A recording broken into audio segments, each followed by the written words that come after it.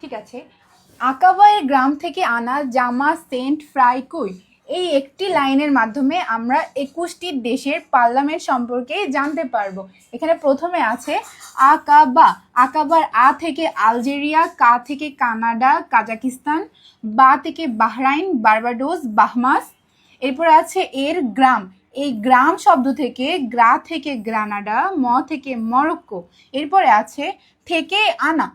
আনা শব্দ থেকে আতে হচ্ছে অ্যান্টিগুয়া, নাতে হচ্ছে নামিবিয়া। তারপরে আছে জামা।